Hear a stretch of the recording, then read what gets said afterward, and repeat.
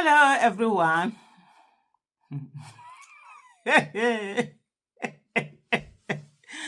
Avevekuve. This one is real Avevekuve matter, but I don't want to laugh. I just want to.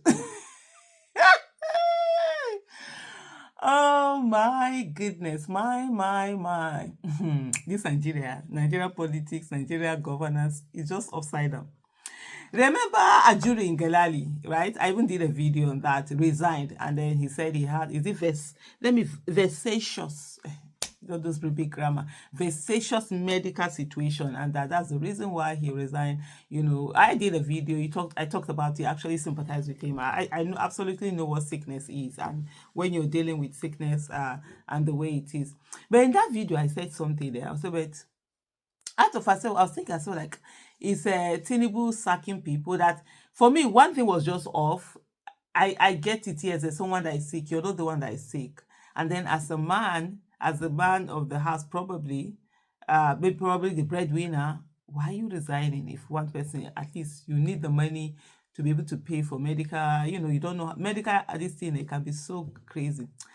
And for me, so those were the things that were a bit off for me. I was like, okay, but you never can. So wishing him speedy recovery. But guess what?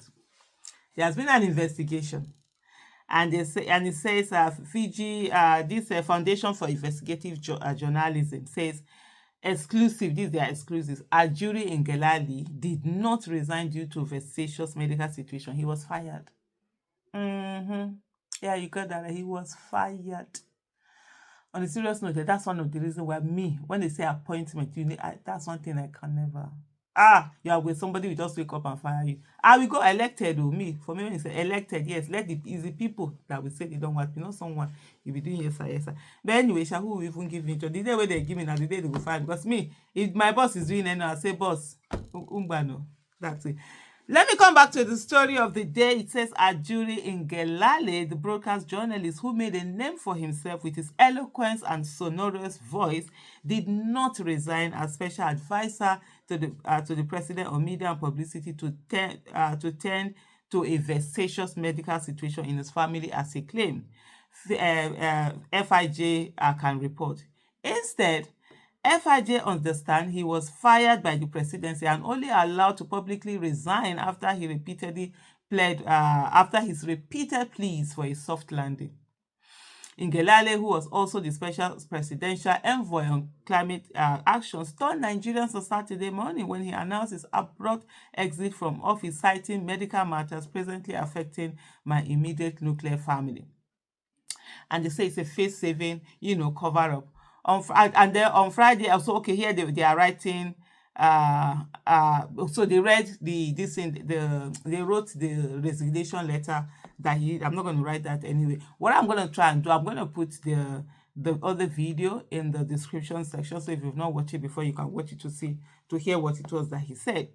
But that FIJ say, but multiple high-placed sources and around the presidency told FIJ on Saturday afternoon that Ngelale's exit was not triggered by a family health emergency, but rather his loss in a power tussle with Bayo Onanuga, the special advisor on information and strategy.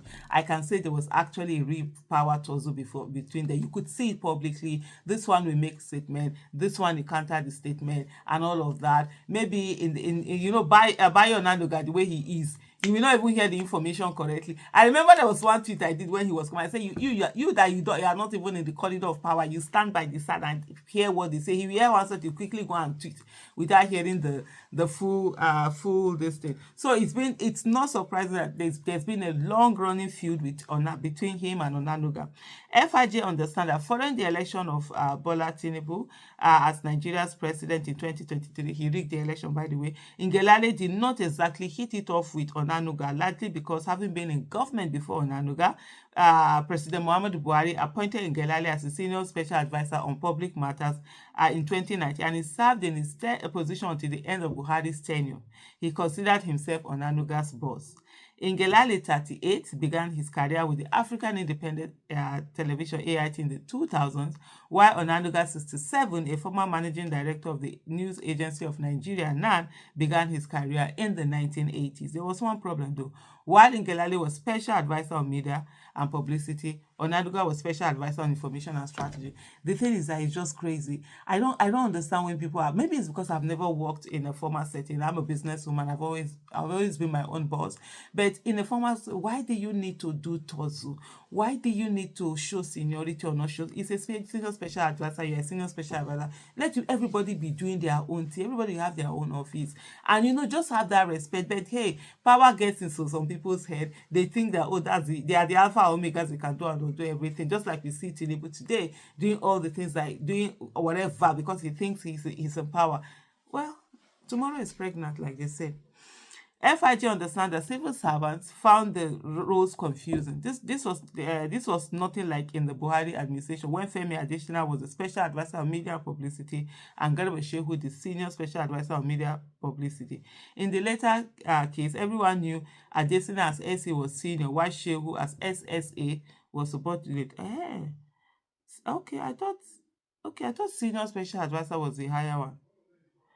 Ngelale and Onanuga both had special advisor roles and the portfolio seemed similar. However, by design, the civil service structure of the villa reported to the SA and that was Ngelale. Okay, so that's why Ngelale had more of this thing. Favorite of the president and his son. Ngelale considered himself untouchable. Of course, hey, the brand that you will use that I will be telling you what is not, even if it's not factual with fine English. He had the backings of the president's son and Femi Gbajabiamila, the president's chief of staff, one source who asked not to be named for fear of retribution told FIG. He was fired. I became aware of this on Tuesday, but I won't rule out the possibility that it happened earlier. When he got the letter, he started to plead to be allowed to resign as a soft landing. He was eventually given a soft landing, which is understandable. News of his sacking in public would have thoroughly embarrassed not just Ngelale, but the presidency itself. Although this source expressed regrets that things eventually got to a head, they considered that there was no other way at giving Ngelale's unwillingness to discuss his long-drawn-out feud with Onanuga when the opportunities were presented to him. The Ngelale-Onanuga feud was no secret in the villa, so several top appointees and cabinet members attempted to intervene at separate times while Onanuga was open to peace talks. Ngelale wasn't, the source said. For example, Mohammed Idris Malagi, the Minister of Information and National Orientation, called for talks 4 times. Onanuga was willing to attend, but Ngelale stopped there, always claiming he was busy. Okay, now, you have all the time now. Blocking Onanuga from having an office. Ooh, so Onanuga didn't. So Onanuga was a squatter all this year. Civil servant who asked not to be named, as well as a source familiar with presidency happenings, told FIG that Onanuga, despite being formally appointed in October 2023, was a squatter in the presidency and did not have an office of his own until just a few months ago. When Onanuga was appointed, he had no office. He was squatting in Tunde Rahman's office, said one of the sources. It was just recently that he eventually got an office that belonged to either Wale Edun or Zacchaeus Adedeji when they were still advisors.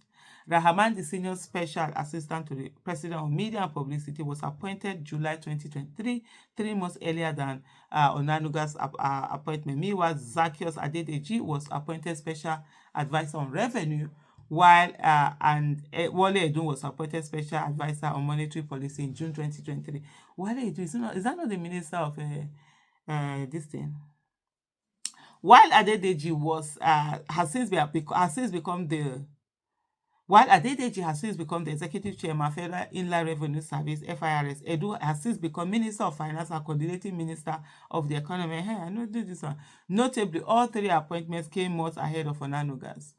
There were people who had been with Tinubu for decades, unlike Ngelale. So how did Ngelale become so powerful that he got appointed earlier, blocked Onanuga from having an office to himself, and all the aforementioned appointees could not fix Onanuga an office? As written earlier, Ngelale had the backing of Sheyi Tinubu and Gbajabiamila, but a third source took it even further, saying it was about how he got the job. So how? Hey! So story full ground. I can't give you the gist. I'm thinking this video is getting too long now. Should I stop? But if I stop now, the gist no go finish, abi. Let me kukuma gist the gist and tell you as the gist be. This is okay now. We are having problem in Nigeria. Things are bad. We are going through so much. This is all this infighting or whatever. There's no work now. That's why there's no work. There's no leadership. This thing long go. Woo. Okay, let's start. Let's continue. So how?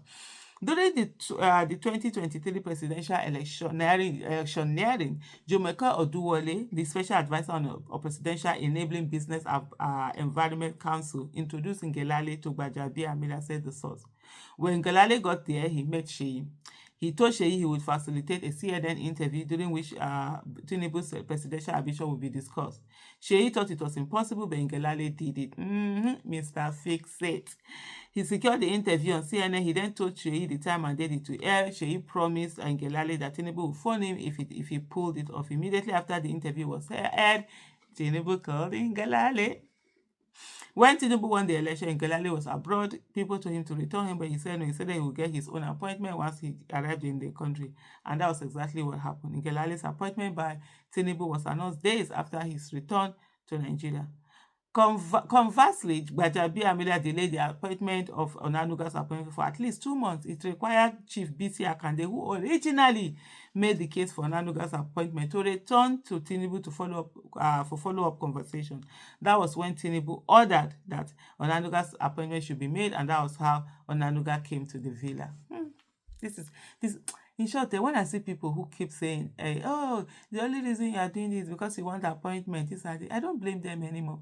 They see a lot of this hustling or whatever. At 60-something, 67, you're hustling to be special advisor to somebody.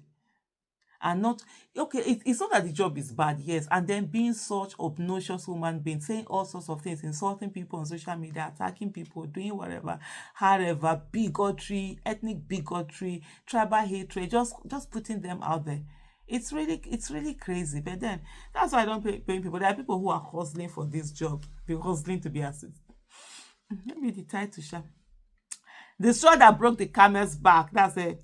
FIG understand that the villa staff and civil servants whose work related to the president's communication strategy noticed the tension between Ngelale and Onanuga. I thought if they worked with one, then the other thought they were against him. This meant the work of publicizing the president's progressive policies were derailed, said the source. By the way, Ngelale instructed civil servants that no statement from Onanuga could go out if he had not personally cleared it. If you speak with sources across divides, they will tell you Onanuga was the more peace-seeking of the door. But this particular order from Ngelale to civil servants annoyed Onanuga. FIG understands Ngelale's standing with Tinubu started to plummet since it was easy to pitch the president how Ngelale's unharmonious relationship, not just with Onanuga, but with the media, was hindering good publicity for the president. He did not, illegitimate president, by the way, he did not have a good relationship with journalists. How can you not have a good relationship and you are in media, this thing? You know, sometimes arrogance, I don't know why people, arrogance, He did not have a good relationship with journalists, asked the reporters, asked the State House correspondents, and also asked editors, added the source. Many people consider him disrespectful and arrogant, even the editors. You can hardly find any important editor in Nigeria who likes or regards Ngelale. Ngelale, Onanuga, mom, they don't say anything.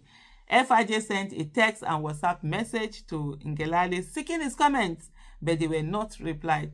FIJ also made cellular and WhatsApp calls to Ngelale's number, but none was answered. When FIJ repeated the process with Onanuga, the outcome was the same. But at the end of the deal, whether fire, no fire, this is where we are. It is what it is. Craziness. Nigeria. We need to get people that will care about the country into office. Honestly, we need to, otherwise, this suffering that we are suffering, no be small thing go be.